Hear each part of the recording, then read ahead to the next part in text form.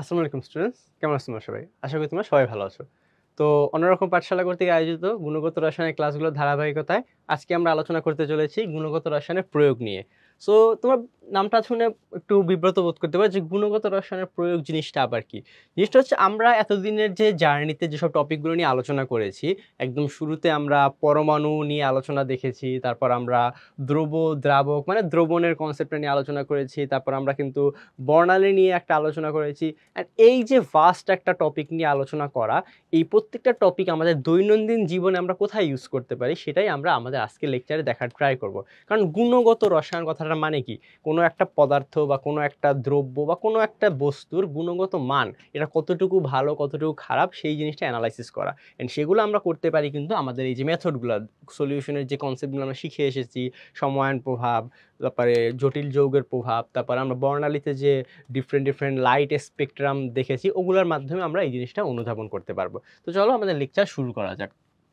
So first of all আমাদের যে জিনিসটা বুঝতে হবে যে বিশোধন প্রণালীটা কি। সো আমাদের মেইন গুণগত রসায়নের প্রয়োগটা হয় আমরা যখন কোনো কিছুকে বিশোধন করতে যাই বা কোনো কিছুকে বিশুদ্ধ করতে যাই। যেমন মনে করো তোমাকে যদি আমি একটা কথা বলি যে আমাদের যে খনি থেকে যে তেল পাওয়া যায় বা আমাদের যে খনিজ তেল, সো আমরা জাস্ট আমাদের এই খনিজ তেলের অপশনটাকেই নিয়ে নিলাম। সো মনে করো আমাদের যে খনিজ তেল, এখন খনিজ তেলের মধ্যে কিন্তু আমাদের ডিফারেন্ট টাইপসের উপাদান থাকে। এই যে একটা খনিজ তেলের উদাহরণটা আমরা নিলাম, এই খনিজ তেলের মধ্যে আমাদের ডিফারেন্ট টাইপের উদাহরণ থাকে। যেমন ডিফারেন্ট টাইপের উদাহরণ বলতে আমরা কি বলতে পারি, দেখো এখানে আমরা যদি বলি এখানে আমাদের কেরোসিন থাকতে পারে, একটা তেলের স্যাম্পল, খনি থেকে যে তেলটা উৎপন্ন করা হয় সেখানে আমাদের কেরোসিন থাকতে পারে, সেখানে আমাদের ন্যাপথা থাকতে পারে, মানে যেটাকে আমরা ন্যাপথালিন বলে থাকি। এই টাইপের পদার্থগুলো এখানে থাকতে পারে অর্ডারের জন্য মাঝে মাঝে।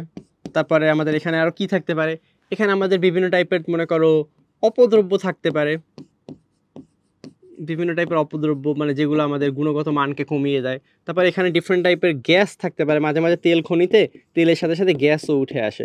সো ডিফারেন্ট টাইপসের গ্যাস থাকতে পারে। আরও এখানে অনেক টাইপের গ্যাস থাকতে পারে, মনে করো অকটেন থাকতে পারে, মনে করো আর কী থাকতে পারে, এখানে মনে করো তোমার এখানে অকটেন থাকতে পারে। তারপর তোমার মনে করো এটার মধ্যে এই মিক্সচারটার মধ্যে তোমার মিথেন থাকতে পারে।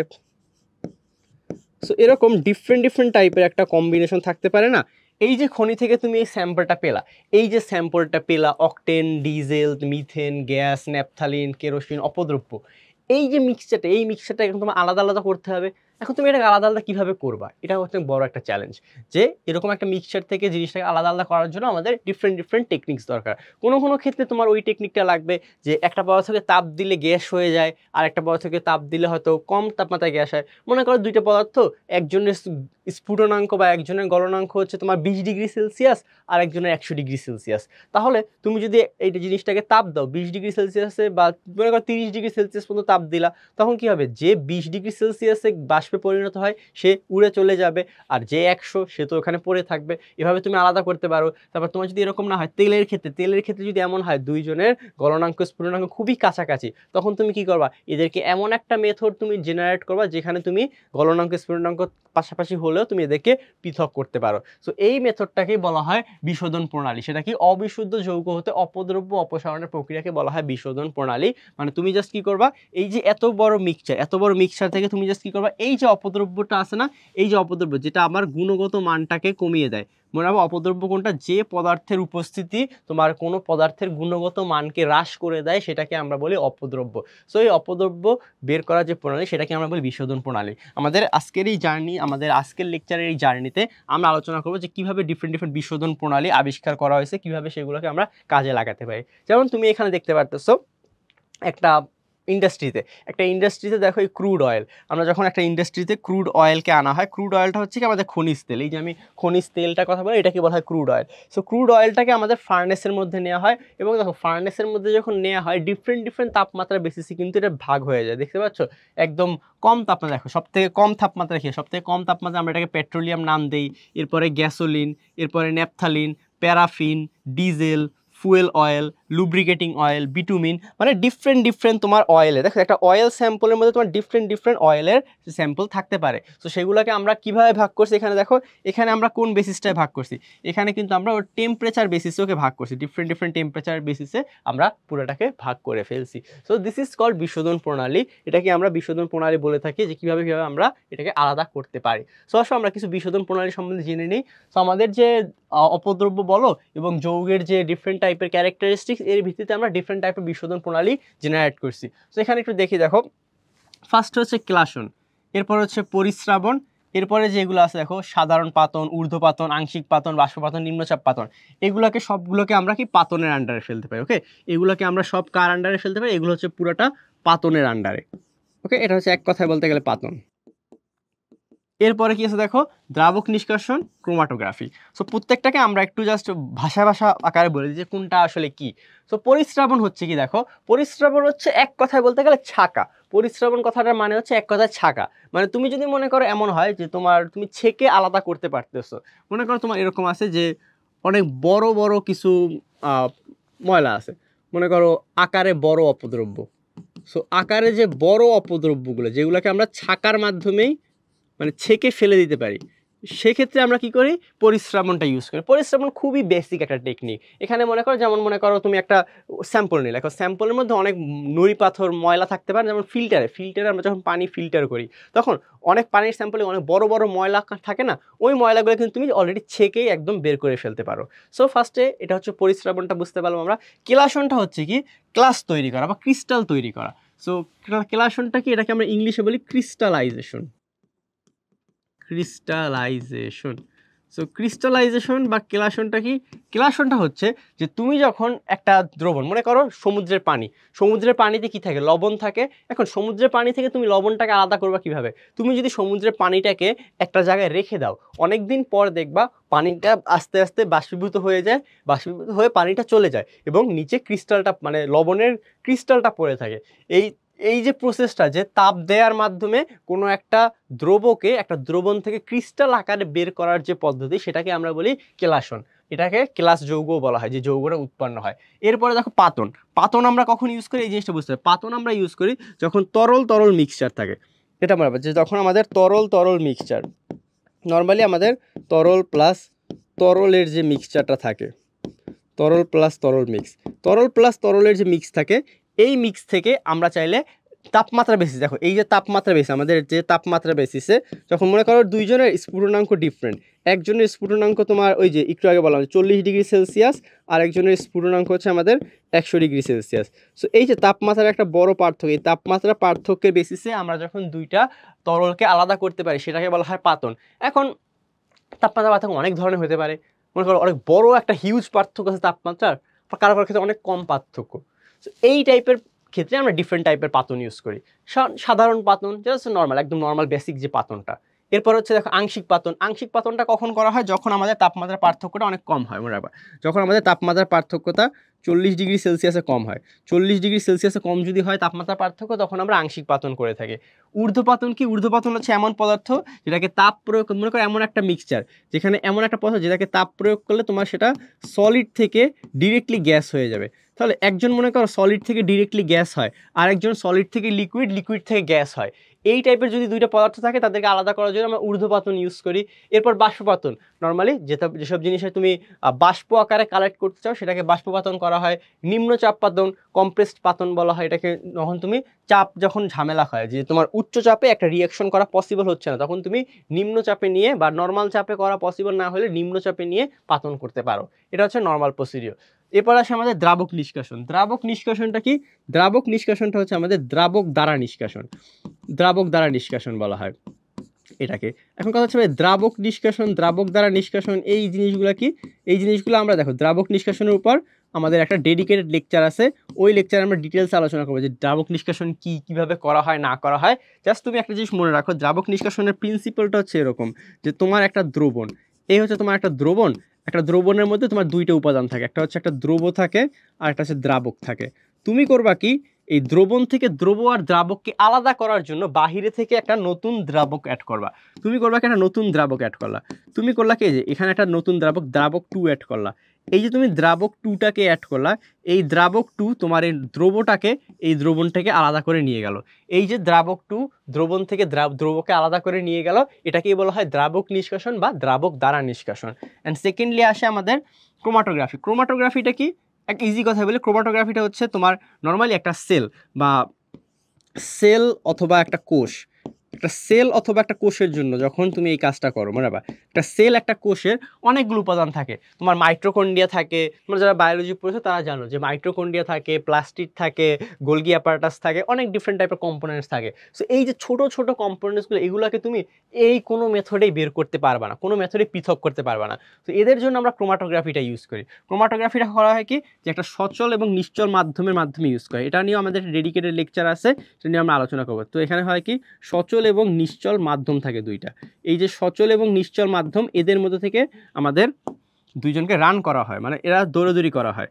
সো যখনই সচল এবং নিশ্চল মাধ্যম থাকে, মনে করো এরকম যে ম্যারাথন হচ্ছে, একটা ম্যারাথন হচ্ছে বা একটা দৌড় প্রতিযোগিতা হচ্ছে। তো একটা দৌড় প্রতিযোগিতায় যে একটু ভারী, তার দৌড়াতে বেশি, মানে সে কি অনেক আস্তে আস্তে দৌড়ায়, আর যে মনে করো হালকা, সে অনেক তাড়াতাড়ি দৌড়ে অনেক দূরে চলে যায় না। সো ওই রকমই সেলের ক্ষেত্রে হয় কি, কিছু কম্পোনেন্টস থাকে অনেক ভারী কণা, যেমন নিউক্লিয়াস অনেক ভারী, আবার মাইটোকন্ড্রিয়া অনেক কম ভারী। সো এই যে আমাদের যে মলিকুলার ওয়েটের বেসিসে যখন একজন খুবই বেশি জোরে দৌড়াবে, একজন খুবই স্লো দৌড়াবে, এই যেভাবে আমরা যেভাবে এই পদার্থগুলোকে আলাদা করতে পারি, সেটাকে বলা হয় ক্রোমাটোগ্রাফি। সো আই গেস আমাদের যে এই যে বিশোধন প্রণালী বা আমাদের যে সেপারেশন মেথডগুলো নিয়ে আই গেস আমরা একটা ব্রড আইডিয়া নিতে পেরেছি। এখন আসো প্রত্যেকটাকে আমরা ডিটেলসে এক এক করে আলোচনা করি।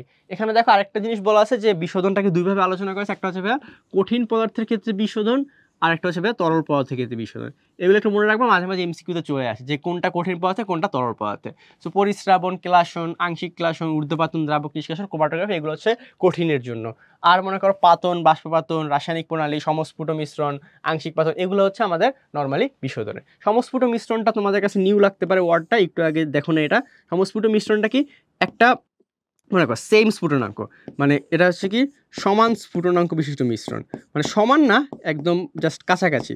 দুইটা পদার্থের স্ফুটনাঙ্ক যদি কাছাকাছি হয়, তখন আমরা তাদের ক্ষেত্রে সমস্ফুট মিশ্রণ ইউজ করি। ফর এক্সাম্পল, তোমাকে যদি আমি এরকম একটা উদাহরণ দেই যে পানি প্লাস অ্যালকোহল। সো পানি এবং অ্যালকোহল, মনে করো পানি প্লাস ইথানল, পানি এবং ইথানলের উদাহরণটা দেখো। সো পানির স্ফুটনাঙ্ক কত তোমরা সবাই জানো যে পানির স্ফুটনাঙ্ক হচ্ছে আমাদের 100 ডিগ্রি সেলসিয়াস। 100 ডিগ্রি সেলসিয়াসে পানি ফুটতে শুরু করে। আর ইথানলের স্ফুটনাঙ্ক কত? ইথানলের স্ফুটনাঙ্ক হচ্ছে 95.6 ডিগ্রি সেলসিয়াস। সো এই যে দুইটা পদার্থ দেখো, পানি আর ইথানল, এরা দুইজনকে একদম কাছাকাছি টেম্পারেচারে ফুটতে শুরু করে না। সো এদের ক্ষেত্রে তুমি আলাদা করবা কীভাবে? এদের ক্ষেত্রে তোমার সমস্ফুট মিশ্রণের একটা কনসেপ্ট আছে, ওই কনসেপ্টটা ইউজ করে আমরা এটাকে আলাদা করতে পারি। সো এটাকে বলা হয় সমস্ফুট মিশ্রণ। সো এগুলো হচ্ছে তরলকে পৃথক করার জন্য মিশ্রণ। যেমন দেখো পানি ও তরল, ইথানল তরল, এদেরকে আলাদা করার জন্য এই মেথডগুলো, আর এই সলিডগুলোকে আলাদা করার জন্য এই মেথডগুলো ইউজ করা হয়। আচ্ছা, কারণ এখানে আবার বলা হয়েছে বিভিন্ন যৌগের ভৌত ধর্মের ভিত্তিতেও কিছু করা হয়। এই যে দেখো, এগুলো তো রাসায়নিক ধর্মের ভিত্তিতে ভাগ করছিলাম, তুমি চাইলে কিছু ভৌত ধর্মের ভিত্তিতে এদেরকে ভাগ করতে পারো। যেমন দেখো, দ্রাব্যতা একটা ভৌত ধর্ম, দ্রাব্যতা ভৌত ধর্মের উপর ভিত্তি করে কাজ করে দ্রাবক নিষ্কাশন এবং ক্লাসন, এটা দ্রাব্যতা কনসেপ্টের উপর ভিত্তি করে। স্ফুটনাঙ্কের ভিত্তিতে বিভিন্ন টাইপের পাতনগুলোকে ইউজ করে। একটু আগে পরে আসি যে ডিফারেন্ট টাইপের পাতন এরা স্ফুটনাঙ্কের ভিত্তিতে কাজ করে। এবার দেখো স্টিম পাতন, যেটা স্টিম কি, স্টিম পাতন মানে হচ্ছে তোমার যদি এমন হয় যে লিকুইড অ্যান্ড গ্যাসের একটা মিক্সচার হয়, তোমার কি হয় liquid plus gas, liquid plus গ্যাসের কনসেপ্ট যদি তোমার থাকে কোথাও, তখন তুমি সেখানে স্টিম পাতনটা ইউজ করতে পারো। ক্রোমাটোগ্রাফি অধিশোষণ অ্যাবজর্পশনের উপর ভিত্তি করে কাজ করে। কারণ তোমাকে অলরেডি ক্রোমাটোগ্রাফি নিয়ে একটা আলোচনা দিয়েছিলাম যে এখানে কি হবে, মলিকুলার ওয়েট, আমাদের যে মলিকুলার ওয়েট বা আণবিক ভর, এরা কি করবে, এরা মলিকুলার যে ওয়েট, মলিকুলার ওয়েট অনুযায়ী এরা তোমার কি করবে, মলিকুলার ওয়েট অনুযায়ী তোমার দৌড়াদৌড়ি করবে, বা এক কথা বলতে গেলে আলাদা হবে। যার মলিকুলার ওয়েট বেশি সে একটু দূরে যেয়ে অবস্থান করবে, আর যার মলিকুলার ওয়েট কম সে হয়তো কাছাকাছি অবস্থান করবে। এরকম এটাকে বলা হয় অধিশোষণ। এটা নিয়ে আমরা আলোচনা করবো যে অধিশোষণ কি, কীভাবে হয় না হয়, অ্যাডজর্পশন, এগুলো আমরা আলোচনা করবো। অ্যান্ড দেন আসে উদ্দায়িতা। উদ্দায়িতা কি? উদ্দায়িতা তো তোমরা সবাই জানো, যেটা কি, সেটা হচ্ছে তুমি যদি তাপ দাও, তাপ দিলে কি হয়, একটা পদার্থ ডিরেক্ট তোমার সলিড থেকে যদি তোমার ডিরেক্ট তোমার গ্যাস হয়ে যায়, সেটাকে আমরা বলি উদ্দায়ী পদার্থ বা ঊর্ধ্বপাতিত পদার্থ। এই টাইপের পদার্থগুলো যখন তুমি আলাদা করবা তখন তুমি ঊর্ধ্বপাতন ইউজ করবা। জাস্ট ভৌত ধর্ম, এগুলো কিন্তু মনে রাখবে এগুলো সব হচ্ছে ভৌত ধর্ম, কোনোটা রাসায়নিক ধর্ম না। তো তোমাদের অনেক কোশ্চেন থাকতে পারে যে ভাইয়া দ্রাব্যতা কি ধর্ম, তাহলে দ্রাব্যতা কিন্তু একটা ভৌত ধর্ম। এই জিনিসগুলো তোমার মাথায় রাখবে। এখান থেকে কিন্তু অনেক টাইপের কোশ্চেন আসতে পারে যে নিচের কোনটি ভৌত ধর্ম, নিচের কোনটি ভৌত ধর্ম নয়, এই টাইপের কনসেপ্ট কোশ্চেন যদি আসে খেয়াল রাখবে একটু। আচ্ছা, এখন আসলে আমরা ক্লাসন জিনিসটাকে নিয়ে আলোচনা করি। সো ক্লাসন জিনিসটা কি? ক্লাসন জিনিসটা হচ্ছে এক কথায় ক্লাস আকারে কোনো যৌগকে সংরক্ষণ করা। তো দেখো, কোনো কঠিন পদার্থের উত্তপ্ত সম্পৃক্ত দ্রবণকে ধীরে ধীরে শীতল করে দ্রবণীয় কঠিন পদার্থের দ্রবণ হতে ক্লাস আকারে পৃথক করার প্রক্রিয়াকে ক্লাসন বলা হয়। তো বুঝতে পারছি, একটা কঠিন পদার্থের দ্রবণ, এটাকে তুমি যদি ধীরে ধীরে ঠান্ডা করে সেটাকে একটা ক্লাস আকারে বা ক্রিস্টাল আকারে কালেক্ট করো, সেটাকে বলা হয় ক্লাসন। তো আমি একটু বলে দিই, এই ক্লাসন ওয়ার্ডটা এটা একটা বাংলা ওয়ার্ড। সো ক্লাসনের ইংলিশ কি সেটা মনে রাখবা। ক্লাসনের তুমি যদি ইংলিশটা মনে রাখতে পারো তাহলে তোমার জন্য আরো বেটার হবে। সেটা হচ্ছে কি, এটাকে বলা হয় ক্রিস্টালাইজেশন। ক্রিস্টালাইজেশন। সো ক্লাসন বা ক্রিস্টালাইজেশন এটা কিভাবে করা হয়, যে তুমি ক্রিস্টাল আকারে কোনো জিনিসকে স্টোর করবা, দ্যাটস কল্ড ক্রিস্টালাইজেশন অর ক্লাসন। সো ক্রিস্টাল তৈরি করবা এক কথায়। পুনর্ক্লাসন জিনিসটা আছে, এটাকে একটু পরে বোঝাচ্ছি। দেখো, সো তোমাকে আমি একটা উদাহরণের মাধ্যমে জিনিসটা বোঝানোর ট্রাই করি। মনে করো এটা হচ্ছে salt water. Okay, what is this? This is salt water. এটা হচ্ছে আমাদের সল্ট ওয়াটার, আমি লিখে দিচ্ছি। এটা দেখো, বিচে আমাদের এই যে সল্ট ওয়াটার আছে। এখন তুমি চাও এই সল্ট ওয়াটার থেকে কি প্রডিউস করবা? দেখো, তুমি চাও এই সল্ট ওয়াটার থেকে সল্ট প্রডিউস করবা। তোমার টার্গেট হচ্ছে সল্ট ওয়াটার আছে, এখান থেকে আমরা সল্ট প্রডিউস করবো। ওকে, সো এখন সল্ট প্রডিউস করবা, কী করবা তুমি? নর্মালি আমি তোমাকে বলি যে লবণ ইন্ডাস্ট্রিগুলো বা সল্ট ইন্ডাস্ট্রিগুলো কীভাবে কাজ করে। সেই সল্ট ইন্ডাস্ট্রিটা এভাবে ওয়ার্কআউট করে যে তোমার একটা সমুদ্র আছে, সমুদ্রতে লবণাক্ত পানি আছে, তো লবণাক্ত পানির মধ্যে তো লবণ আছেই। তারা করে কি, এই পানিটাকে অনেক বড় কোয়ান্টিটিতে অনেক জায়গায় কালেক্ট করে। পানিটাকে কালেক্ট করার পর সেটাকে রোদ্রে শুকাতে দেয়, মানে পানিটা রোদ্রের মধ্যে রেখে দেয়। রোদের মধ্যে তুমি যখন রেখে দিবে একটা বদ্ধ পানি, সেটা আস্তে আস্তে কি হয়, আমাদের বাষ্পীভূত হতে থাকে। পানিটা বাষ্পীভূত হতে হতে হতে হতে এক পর্যায়ে পানি একদম শেষ হয়ে যায়। তাহলে তোমরা এই এক্সপেরিমেন্ট বাসায়ও করতে পারো। চাইলে বাসায় করবা কি, একটা গ্লাস নিবা, এক গ্লাসের মধ্যে অনেক বেশি পরিমাণ লবণ দ্রবীভূত করবা, দ্রবীভূত করে এই গ্লাসটা এক জায়গায় রেখে দিবা। রেখে দেওয়ার পর দেখবে অনেক দিন পর পানিটা আস্তে আস্তে তোমার নিঃশেষ হয়ে যায়। যখনই পানিটা নিঃশেষ হয়ে যায়, নিচে দেখবা তোমার দানা দানা লবণ পড়ে থাকে। এটাই হচ্ছে কেলাসন। তো এখানে এরকম করা হয় যে তোমার যখনই সল্ট ওয়াটার থাকে, সল্ট ওয়াটারের মধ্যে সল্ট থাকে, তখন নিচ থেকে তাপ দেওয়া হয়। মনে করো তাপ দিতেও পারো, নাও দিতে পারো, সূর্যের তাপেও কাজটা করতে পারো। যখন তুমি তাপ দেবা তখন তুমি দেখবা যে পানিটা উবে চলে যায় বা উড়ে চলে যায়। তখন তোমার নিচে জাস্ট এই লবণটা পড়ে থাকে, এই লবণটাকে এভাবে আলাদা করা হয়। দিস ইজ কল্ড কেলাসন। মাঝে মাঝে কি হয়, তোমার এই যে কেলাসন প্রক্রিয়ায় মনে করো তুমি কি বলা হয়, সমুদ্র থেকে তুমি যে পানিটা কালেক্ট করলা, ওই পানিতে তো শুধু যে লবণ থাকবে এরকমও কোনো গ্যারান্টি নাই। লবণের সাথে ডিফারেন্ট ডিফারেন্ট ময়লা থাকতে পারে না।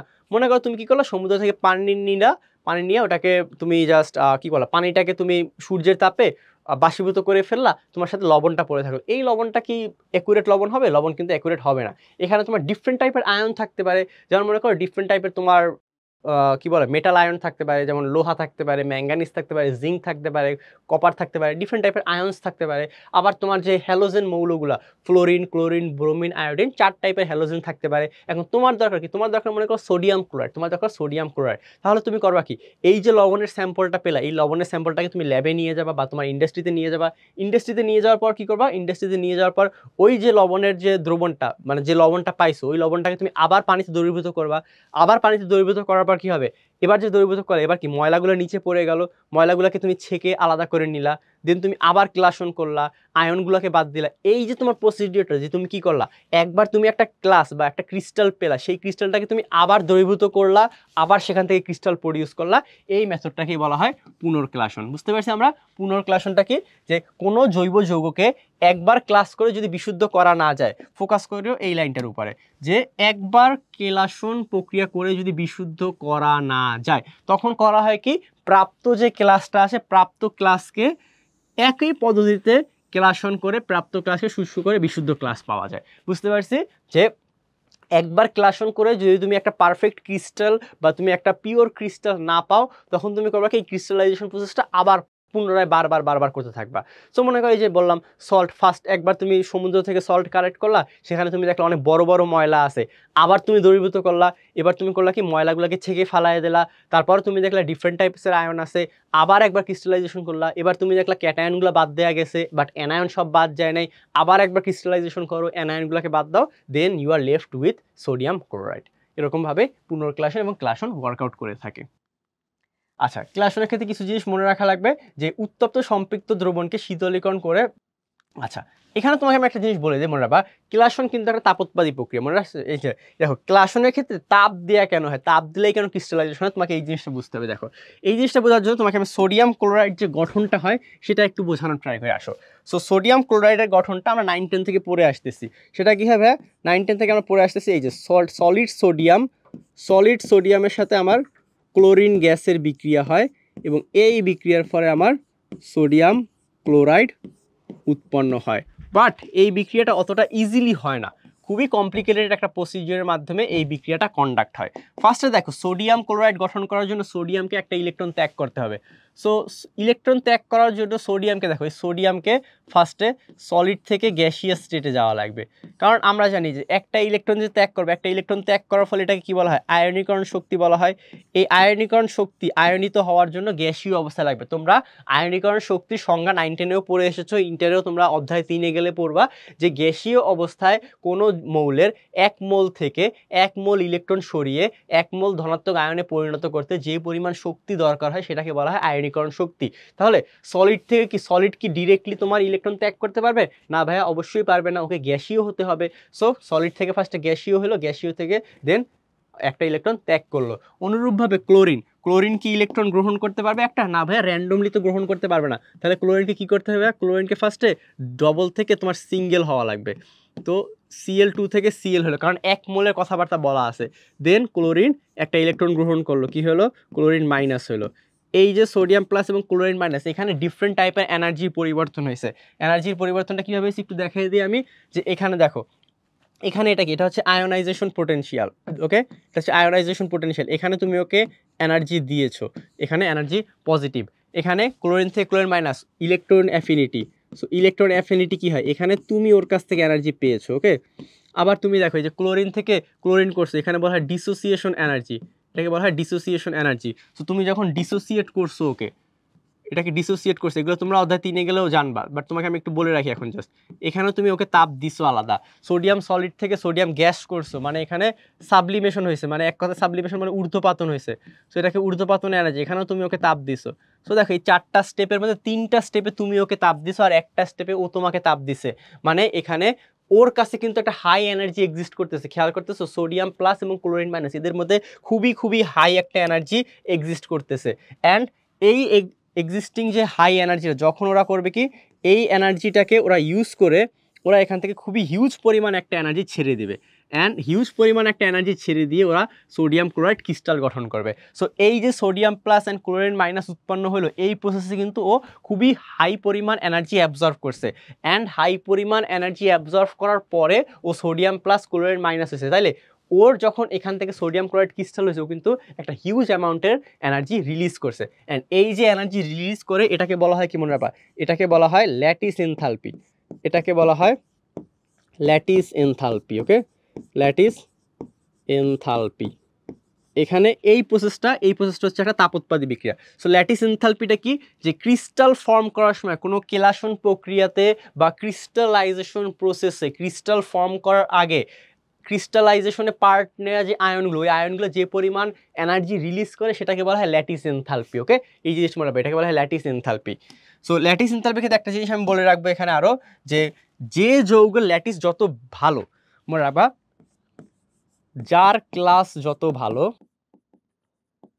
যার ক্লাস যত ভালো, শুধু ভালো না প্লাস স্ট্রং, মানে যত স্ট্রং ক্লাস হবে অ্যান্ড যত ভালো ক্রিস্টাল হবে তার ল্যাটিস এনথালপি তত বেশি। ওকে, তার ল্যাটিস এনথালপি যত বেশি। অ্যান্ড দেখো এটা একটা তাপোৎপাদী বিক্রিয়া, এটা কি একটা তাপোৎপাদী বিক্রিয়া না? সো এটা কি ডেল এস এর মান কি নেগেটিভ। সো তাপোৎপাদী বিক্রিয়াকে যদি তুমি তাপ বাড়াও, দেখো তুমি কিন্তু কেলাসন প্রক্রিয়া, তখন তোমরা বলবে ভাই কেলাসন প্রক্রিয়া তো অলরেডি তাপোৎপাদী, তাহলে আপনি তাপ কেন দিচ্ছেন? তাপোৎপাদী বিক্রিয়া তাপ বাড়াইলে কি হয় ভাইয়া, বিক্রিয়া কিন্তু পেছনের দিকে অগ্রসর হয়। সো বিক্রিয়াটা যাতে পেছনের দিকে অগ্রসর হয়, যাতে আমার সোডিয়াম ক্লোরাইড উৎপন্ন হয়, এর কারণে কিন্তু আমরা এই কাহিনীটা করে থাকি। ওকে, এই সময় যে আমাদের ল্যাটিস এনথালপি বলে একটা কথা আছে, এই ল্যাটিস এনথালপিটা যখন হয় তখন তাপ উৎপন্ন হয়, তাপ উল্টা আমরা পাই। অ্যান্ড তাপ যদি তুমি আরও দাও তাহলে কী হবে, উল্টা তোমার উল্টা ইফেক্ট, ফিডব্যাক ইফেক্ট কাজ করবে। সো এর জন্য কিন্তু কেলাসন একটা তাপ উৎপাদী বিক্রিয়া, মনে রাখবা কেলাসন কিন্তু একটা তাপ উৎপাদী বিক্রিয়া। তুমি এখান থেকে তুমি ওরে তাপ দিচ্ছ, বাট স্টিল কি কেলাসন তাপ উৎপাদী বিক্রিয়া, এই জিনিসটা মনে রাখা লাগবে। অনেকে এই জায়গাটা আমরা ভুল করে ফেলি যে ভাইয়া কেলাসন কি তাপ উৎপাদী বিক্রিয়া নাকি তাপহারী বিক্রিয়া। অনেকে মনে করতে পারে যে আমরা তাপ দিচ্ছি মানে তাপহারী বিক্রিয়া, ওটা আসলে না, কেলাসন হচ্ছে একটা তাপ উৎপাদী বিক্রিয়া। সো আমি এক জায়গায় লিখে দিই এটাকে, দেখো কেলাসন কি, এটা একটা তাপ উৎপাদী, ওকে। কেলাসন বিক্রিয়াটা কি হয়, আমাদের তাপ উৎপাদী বিক্রিয়া হয়। সো আমরা এই জিনিসটা মাথায় রাখবো যে কেলাসন কিন্তু একটা তাপ উৎপাদী বিক্রিয়া হয়। এখন আসো কেলাসনটা কিভাবে করা হয়, প্রসেসটা একটু দেখে নিই। সাধারণত কঠিন পদার্থে উত্তপ্ত সম্পৃক্ত দ্রবণকে শীতল করে অথবা অসম্পৃক্ত দ্রবণে উত্তাপকে গাঢ় করে শীতল করে গ্লাস গঠন করা হয়। মানে দেখো এটা ডিপেন্ড করে তোমার সম্পৃক্ত নাকি অসম্পৃক্ত। যদি সম্পৃক্ত হয় তাহলে তো একবারে তাপ দেবা, ক্রিস্টাল হয়ে যাবে। যদি অসম্পৃক্ত হয় ফার্স্ট ওটাকে একটু সম্পৃক্ত করে নেওয়ার জন্য যা করা লাগে সেটা করবা, দ্রবীভূত করে তারপর ওটাকে গ্লাস তৈরি করবা। এরপর দেখো তাপ প্রয়োগের মাধ্যমে কঠিন পদার্থকে বিগলিত করে ধীরে ধীরে শীতল করলে ওই গ্লাস পাওয়া যায়। যেমন দেখো এটা সবথেকে বড় উদাহরণ কি, এটা হচ্ছে আমাদের যে প্রিজমেটিক সালফার, প্রিজমেটিক সালফার যেটা S8, সালফার কিন্তু S8 আকারে থাকে। S8 এর যে ক্লাসটা সেখানে আমরা কি করি, সেটা করার জন্য আমরা মূলত ওকে ফার্স্টে গলানোর পর ওটাকে আস্তে আস্তে শীতল করি। মানে সালফার যে যৌগটা ওটা তো নর্মালি ক্লাস থাকে না, ওটাকে ফার্স্টে গলানো হয়, দেন ওটাকে ধীরে ধীরে যখন ঠান্ডা করবো তখন ক্রিস্টাল হয়। এখন ধীরে ধীরে ঠান্ডা করার ক্ষেত্রে একটা আছে, কাহিনী আছে, মনে রাখবা ধীরে ধীরে ঠান্ডা কেন করা হয়। এখানে একটা জিনিস আমরা একটু বলে রাখি যে যত ধীরে ঠান্ডা করবা, মনে রাখবা যত ধীরে ঠান্ডা করবা ক্লাস তত সুন্দর হবে। এই জিনিসটা আমরা অনেকে বুঝি না। দেখো ফিটকারি আমাদের ক্লাস আছে না, আমরা কিন্তু ফিটকারি দেখি মাঝে মাঝে। ফিটকারি কিন্তু অনেক সময় দেখবো, অনেক সময় ফিটকারি দেখতে খুবই সুন্দর লাগে, অনেক সময় ফিটকারি দেখতে সুন্দর লাগে না। কাহিনীটা কি এখানে, যে ফিটকারি কিছু ফিটকারি সুন্দর লাগে, কিছু ফিটকারি সুন্দর লাগে না কেন দেখতে। জিনিসটা হচ্ছে যে তুমি একটা ক্লাসন প্রক্রিয়া ক্লাস তৈরি করার সময় তাপমাত্রাটা যত যত আস্তে আস্তে ঠান্ডা করবা তার ক্লাসটা তত ভালো হবে। এই জিনিসটা আমাদের মাথায় রাখতে হবে। এরপরে দেখো যেসব পদার্থ তাপে সরাসরি বাষ্পে পরিণত হয়, যেমন আয়োডিন, নিশাদল, এদের ক্ষেত্রে কি হয়, এদের ক্ষেত্রে ঊর্ধ্বপাতন করে ক্লাস প্রস্তুত করা হয়, ওকে। যাদের ক্ষেত্রে যারা ঊর্ধ্বপাতিত পদার্থ তাদের ক্ষেত্রে ক্লাস তৈরি করা কিভাবে, ঊর্ধ্বপাতন করে। মানে কি এদের ক্ষেত্রে তোমার কি করবা, তুমি জাস্ট তাপটা করবা, এরা কি করবে, এরা দেখো এরা হচ্ছে তোমার গ্যাস থেকে মূলত এরা ডিরেক্টলি সলিডে কনভার্ট হয়ে যাওয়ার একটা টেন্ডেন্সি দেখাবে। এদের মধ্যে কোনো লিকুইড স্টেট পাবা না, ডিরেক্টলি জাস্ট গ্যাস আর সলিড কনভার্সন হবে এদের মধ্যে। এরপর দেখো অতিরিক্ত দ্রবণ। অতিরিক্ত দ্রবণ কি, আমরা দ্রবণের কনসেপ্টে পড়ে আসছি যে যদি তোমার অনেক বেশি পরিমাণ, তোমার একটা দ্রবণের মধ্যে যদি যতটুকু দ্রব্য থাকা উচিত তার থেকে বেশি পরিমাণ দ্রব্য থাকে তখন তাদের ক্ষেত্রেও কিন্তু ক্লাস প্রক্রিয়া করা যায়। সো অতিরিক্ত দ্রবণ প্রস্তুত করেও আমরা ক্লাস তৈরি করতে পারি, এটাও মনে রাখবো একটু আমরা, ওকে। সেই হচ্ছে আমাদের ক্লাসন প্রক্রিয়ার মেইন ধাপগুলো। আমরা একটু দেখে নেই পুরোটা। যে সোডিয়াম ক্লোরাইডের ক্ষেত্রে আমরা ব্যাখ্যা করেছি যে ল্যাটিস এনথালপি কীভাবে ওয়ার্কআউট করে এন্ড কীভাবে তোমার তাপোৎপাদী বিক্রিয়ার মাধ্যমে কেলাসনটাকে ভালোভাবে মেজারমেন্টকে কেলাসনটাকে ভালোভাবে কন্ডাক্ট করতে পারে। আচ্ছা, এরপরে দেখো শোধক পানি। এখন শোধক পানিটা কি, তোমার যখনই একটা ক্রিস্টাল ফর্ম, আমরা একটা ক্রিস্টাল যখনই ফর্ম হয় সেই ক্রিস্টালের মধ্যে কিছু পরিমাণ পানি ট্র্যাপড হয়ে যায়। সো এটা বলে দেখো মনে রাখবা যে আমার যখনই একটা ক্রিস্টাল ফর্ম হয়, মনে করো তুমি যে কোনো ক্রিস্টাল বলতে পারো, যেমন মনে করো ক্রিস্টাল, কোন ক্রিস্টালটা বলবো, মনে করো কপার সালফেটের ক্রিস্টাল, CuSO4 ডট 5 অণু পানি।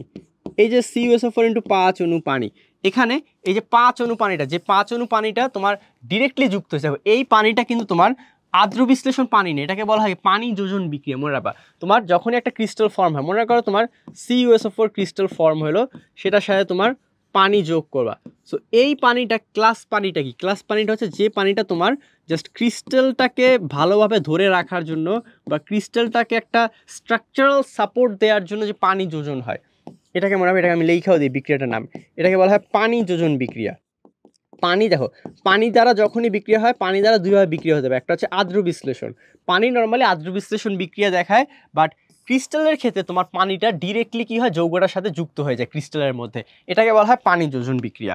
এই টাইপের বিক্রিয়া আমরা অনেক টাইপের দেখে আসি, যেমন CuSO4 × 5 অণু পানি। এই 5 অণু পানি হওয়ার ফলে কি হয়, এই যে CuSO4টা এটা নীল কালারের দেখা যায়, আর নর্মাল CuSO4 যেটা সেটা আমার কি হয়, হোয়াইট কালারের হয়। এটা একটু মনে রাখবা যে আমার নর্মাল যে CuSO4 সেটা আমার কোন কালারের হয়, সেটা আমার সাদা কালারের হয়, আর CuSO4 ইন্টু 5 অণু পানি এটা আমার নীল কালারের হয়। সো মূলত ক্রিস্টালের যে ডিফারেন্ট কালারটা সেটাকেও বজায় রাখতে সাহায্য করে অ্যান্ড পাশাপাশি ক্রিস্টালটাকে একটু ভালনারেবিলিটির হাত থেকেও রক্ষা করতে সাহায্য করে। এরকম আর কি আছে, এরকম CuSO4 এটাকে কি বলা হয়, CuSO4কে তো তুতে বলা হয়। এর মতো আরেকটা আছে আমাদের গ্লুবার লবণ। আমাদের কি আছে আরেকটা, গ্লুবার লবণ। গ্লুবার লবণের সংকেত আমরা আগে সবাই জানি, আর যদি কেউ না জানি সেটা আমরা জেনে নিই এখান থেকে। সেটা হচ্ছে Na2SO4 ইন্টু 10 অণু পানি। তারপর এই যে CuSO4 এটাকে ব্লু ভিট্রিয়ল বলা হয়। এরকম আমাদের গ্রিন ভিট্রিয়ল আছে। গ্রিন ভিট্রিয়লটা কি, সেটা হচ্ছে FeSO4 ইন্টু 7 অণু পানি। এরকম ডিফারেন্ট টাইপের ভিট্রিয়ল আছে। হোয়াইট ভিট্রিয়ল আছে আমাদের Na2SO4। তারপর আমাদের এরকম আরও অনেক ভিট্রিয়লগুলো যারা তারা নর্মালি এরকম পানি যখন বিক্রিয়া দেখাতে হয়। সো এই যে এখানে শোধক পানিটা মূলত কি, শোধক পানিটা মূলত হচ্ছে যে পরিমাণ পানিটা এভাবে অ্যাবজর্ব করে থাকে। তো দেখো অনেক সময় জলীয় লবণ থেকে যেসব ক্লাস গঠনকালে একাধিক সংখ্যক পানির অণু ক্লাসে অপরিহার্য অংশ হিসেবে যুক্ত হয়। খেয়াল করছে এখানে এই সংজ্ঞাটা খেয়াল করো একটু, সংজ্ঞাটায় বলা আছে যে ক্লাস গঠনকালে অপরিহার্য অংশ হিসেবে কিছু পানি যুক্ত হয়। মানে এটাকে তুমি নিগলেক্ট করতে পারবে না। এই পানিটা এমন না যে পানিটা হইলেও কোনো সমস্যা নেই, না হইলেও কোনো সমস্যা নেই, এরকম না। পানিটা যদি না হয়, যেমন দেখো CuSO4 ইন্টু 5 অণু পানি, তুতে বা কপার সালফেট, এখানে যদি তুমি 5 অণু পানি না আসে তাহলে কিন্তু তোমার এই যে নীল কালারটা, তুতের যে নীল কালারটা সেটা কিন্তু আসবে না, প্লাস ক্রিস্টালটা ঠিকভাবে ফর্ম হবে না। তারপর এই যে গ্লুবার লবণের ক্ষেত্রে ক্রিস্টালটা ঠিকভাবে ফর্ম হবে না। তারপর তোমার ফিটকারির ক্ষেত্রে, ফিটকারি সংকেতটা আমাদের মনে আছে আই গেস, আসো ফিটকারি সংকেতটা একটু লিখে দিই। আমাদের ফিটকারি সংকেত হচ্ছে আমাদের K2SO4 Al2SO4 3 ইন্টু 24 অণু পানি। এই যে ফিটকারি, এটাকে আমরা বলি কি, এটাকে আমরা বলি ফিটকিরি। সো ফিটকিরির যে এখানে দেখো আমাদের যে 24 অণু পানি, এই 24 অণু পানি যদি না থাকে তাহলে তো আমাদের ওর স্ট্রাকচারটাকেও ধরে রাখতে পারবে না। সো এরকম প্রত্যেকটা ক্লাসের ক্ষেত্রে স্ট্রাকচারটাকে স্ট্রংলি ধরে রাখার জন্য পানিটা খুবই খুবই ইম্পর্টেন্ট। এই দেখো এখানে পরের লাইনে একটা কথা বলা হয়েছে, এরা কি করে, এরা তোমার একটা নির্দিষ্ট ক্লাসের নির্দিষ্ট আকৃতি প্রদান করে। ওকে, একটা ক্লাসের আকৃতি নির্দিষ্ট, এবং একটা বড় ক্লাসকে ভেঙে তুমি যতই ছোট ছোট টুকরায় করো না কেন, এর আকৃতি কিন্তু আণবিক পর্যায় পর্যন্ত ওই ক্রিস্টালের স্ট্রাকচারটা মেনটেন করবেও। অ্যান্ড এর জন্য পানিটা খুবই বেশি ইম্পর্ট্যান্ট। এবং দেখো ক্লাসিত পদার্থগুলো কি হয়, নর্মালি স্বচ্ছ, বর্ণহীন বা রঙিন, তিনটাই হতে পারে। অ্যান্ড এই কালারটা মেনটেন করার জন্য এই পানিটা খুবই দরকার হয়। যেমন দেখো NaNO3 এটা হচ্ছে বর্ণহীন স্বচ্ছ, তুতে নীল, এই যে FeSO4 সবুজ বর্ণে, এটাকে বলা হয় গ্রিন ভিট্রিয়ল। এই যে আমি একটু আগে গ্রিন ভিট্রিয়ল নিয়ে কথাবার্তা বলছিলাম, এই যে FeSO4 ইন্টু 7 অণু পানি, এটা সবুজ কালারের হয়। কোন কালারের হয়, সবুজ কালারের। অ্যান্ড এটাকে কি বলা হয়, এটাকে বলা হয় গ্রিন ভিট্রিয়ল। আমি এখানে লিখে দেখো, so this is called green vitriol. Okay, এই জিনিসগুলো জাস্ট এখানে বলা হয়েছে। যেমন এই যে আবার এখানে আরও কিন্তু বলছে তুতেতে 5 অণু পানি থাকা এর বর্ণ নীল হয় আর কাঠামোটা সুনির্দিষ্ট হয়। সো এরকম তোমাদেরকে একটু আগে আমি যেসব কথাবার্তা বলছি এগুলোই কিন্তু এখানে লেখা, যে তুতেতে 5 অণু পানি থাকায় এর বর্ণ নীল হয় এবং কাঠামোটা সুস্থিতিশীল হয়, যেগুলো আমাদের মাথায় রাখতে হবে। আচ্ছা, এখানে দেখো এখন আমরা কেলাসন নিয়ে অনেক আলোচনা করলাম, এখন আমরা ভাই পাতন নিয়ে আলোচনা করবো। পাতনটা কি, পাতনের শুরু কীভাবে হয়েছে, সব কিছু নিয়ে আমরা ডিটেলসে আলোচনা করা দেখাবো। সো আসো আমরা সবার আগে একটা খুবই মজার একটা টপিক নিয়ে আলোচনা করবো, সেটা হচ্ছে আমাদের বাসায় সবাই কিন্তু এই জিনিসের সাথে পরিচিত, সেটা হচ্ছে গোলাপ জল। গোলাপ জল জিনিসটা আমরা সবাই কম বেশি দেখছি, অনেক সময় খাবারেও ইউজ করতে দেখা যায়, ডিফারেন্ট খাবারেও ইউজ হয় প্রিজারভেটিভস হিসেবে, আবার অনেক সময় আমরা নর্মালি কী বলে কসমেটিক্স হিসেবেও এটাকে ইউজ করতে পারি। সো এই যে গোলাপ জল, গোলাপ জলটা তৈরি করা হয় কি থেকে, গোলাপ থেকে আমাদের গোলাপ জল তৈরি করা হয়। এখন এই যে প্রসেসটা, এই প্রসেসটা কীভাবে করা হয়, তোমরা যারা বাসায় দেখছো প্রস্তুত করতে তারা হয়তো জানো যে কী করা হয়। ফার্স্টে এই যে গোলাপটাকে কালেক্ট করা হয়, গোলাপকে কালেক্ট করে গোলাপের পাপড়িগুলো নেওয়া হয়, দেন পাপড়িগুলোকে তোমার একটা বোলের মধ্যে রাখা হয়। অ্যান্ড বোলের মধ্যে যখন তুমি রাখো, দেখো তুমি কি করতেছো, নিচ থেকে তুমি তাপ দিচ্ছ। গোলাপ জল তৈরি করার সময় তোমার নিচ থেকে তাপ দেওয়া হয়। অ্যান্ড তাপ দেওয়ার ফলে কি হয়, দেখো তাপ দেওয়ার ফলে কি হয়, এই যে গোলাপের যে পানিটা বা গোলাপের যে নির্যাসটা, সেই নির্যাসটা কিন্তু পানির মধ্যে চলে আসে। সো এখানে কি হয়, আমাদের গোলাপের এই যে নির্যাসটা এখানে কিন্তু আছে আমাদের। ওকে, সো এখানে আমাদের এই যে গোলাপের নির্যাস সেটা এখানে আছে। এখন এই যে নির্যাস, এটা তো তুমি কন্টিনিউয়াস তাপ দিচ্ছ, তাপ দেওয়ার ফলে কি হচ্ছে, এটা বাষ্পীভূত হচ্ছে। সো এখান থেকে মনে করো বাষ্পগুলো এখানে উপরে চলে যাচ্ছে। যখনই তোমার বাষ্পগুলো উপরে যাচ্ছে, তুমি করতেছো কি, বাষ্পগুলোকে একটা পর্দা দ্বারা কালেক্ট করতেছো। একটা পর্দা দ্বারা কালেক্ট করার পাশাপাশি তুমি এই যে একদম মাঝখানে দেখো, একদম মাঝখানে তুমি একটা বরফ ইউজ করতেছো বা ঠান্ডা করার একটা কোনো একটা কিছু ইউজ করতেছো, মনে করো বরফ ইউজ করতেছো। সো দেখো তোমার যখনই বাষ্পটা নিচ থেকে কি তাপ পাচ্ছে, তাপ পেয়ে উপরের দিকে যাচ্ছে, মানে নিচে অনেক গরম, সো বাষ্পীভূত হয়ে যাচ্ছে, পানি বাষ্পীভূত হয়ে উপরের দিকে উঠতেছে, উপরের দিকে উঠে তুমি এটাকে মাঝখানে একটা বরফ দিচ্ছ। সো এর ফলে হচ্ছে কি, যত বাষ্প পাচ্ছে বাষ্পগুলো এখানে আটকা পড়ে, বরফের কারণে কি, বরফের সংস্পর্শে যখনই আসতেছে তখনই কিন্তু ওরা ঠান্ডা হয়ে যাচ্ছে। ঠান্ডা হওয়া মানে কি, ঘনীভবন হওয়া। সো ঘনীভবন হওয়ার ফলে কিন্তু এরা আবার গ্যাসীয় থেকে তরল অবস্থায় কনভার্ট হচ্ছে। এরপরে দেখো এখান থেকে তোমাদের এই যে গোলাপ জলটা, পানিটা, সেই পানিটা তোমার এই বোলের মধ্যে কালেক্ট করা হয়। সো এই যে প্রসেসটা, এই প্রসেসটার মাধ্যমে আমরা গোলাপ থেকে গোলাপের যে নির্যাসটা সেটাকে আলাদাভাবে কালেক্ট করতে পারি। এখন তোমরা দেখো এখানে আসলে মেইন কাহিনীটা কি হলো, এটাকেই বলা হয় পাতন। অ্যান্ড পাতন তাহলে আমরা কিভাবে করলাম দেখো তো, এখানে আমরা মূলত দুইটা জিনিসকে ইউজ করছি, আমাদের দুইটা কনসেপ্টকে ইউজ করছি। সেটা হচ্ছে কি দেখো, সেটা হচ্ছে আমাদের বাষ্পীভবন,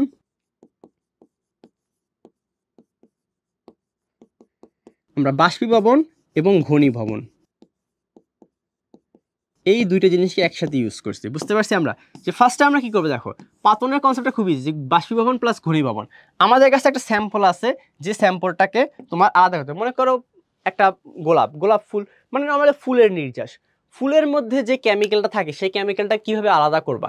সো ফার্স্টে আমরা করি কি, পানি নিই, পানি নিয়ে পানির মধ্যে ফুলটাকে রেখে তাপ দিই, তাহলে হয় কি, ওই পানির মধ্যে কিন্তু ওই ফুলের গুণাগুণগুলো চলে আসে।